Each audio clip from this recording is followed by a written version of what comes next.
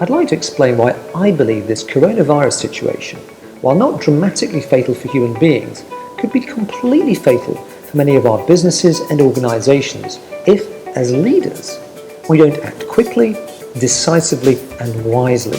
What's happened in the last few days, since the virus has clearly spread globally, since Italy has closed its borders, and since the financial markets have taken a pretty significant nosedive, is that humanity has begun to operate in survival mode. We're seeing this with nervousness and panic behaviour in our shops and so on.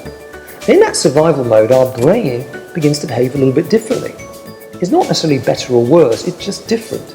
And we need to understand it if we're ready to avoid our natural pitfalls or biases and to overcome it. So here are my 9 key tips to demonstrate resilient leadership amid these challenging times. First, we need to protect ourselves. It's exactly the same mantra as being on a plane. Put on your own life jacket before you help your kids or anyone else. There are no prizes for being sick or being dead. And as a business leader right now, your leadership is more critical than ever before. Second, we need to stay calm. The key is keeping our head while everyone around us is losing theirs. The number of times I've seen people overreacting during stressful times, impacting their teams or their clients or their other stakeholders. We need to be grounded, stable and pragmatic.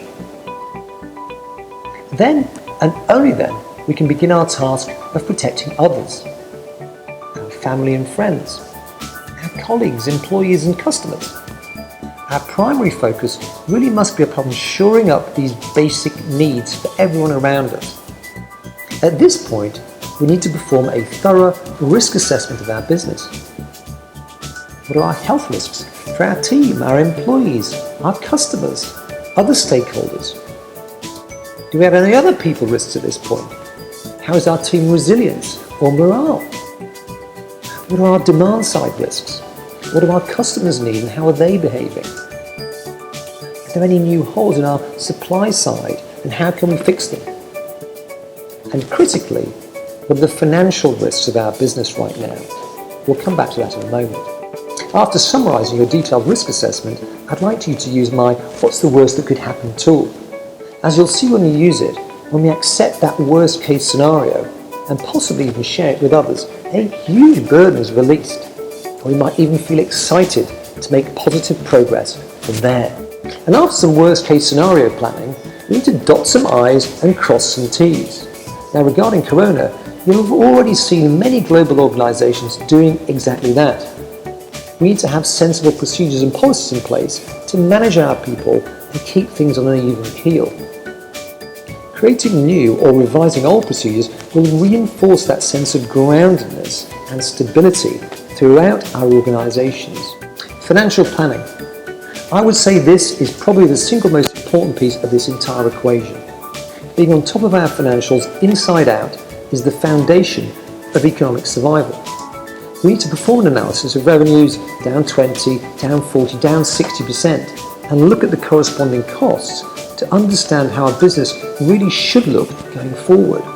Next, communication, communication, communication. It's essential for us to communicate openly and honestly with everyone around us. Don't suffer that old school mentality of absorbing all the pressure on yourself. Feel free to share with your colleagues, your employees and your family openly and honestly where things truly are and what we must all face together. I'm pretty sure you didn't create this virus, so people will really understand the tough decisions you may have to make. And finally, as resilient leaders, I really believe we must live the golden opportunity mindset. Here's the question. How can we turn these challenging events into something positive? In times like these, a true leader will be asking questions like, what can we learn from this? How can I differentiate myself or my business from the competition? How can I show leadership in tough times to build a stronger team? How can we make the most of my competitors struggling or our supply chain changing? And how can we be better prepared next time? Because undoubtedly, there will be a next time. I wish you good luck amid the coronavirus.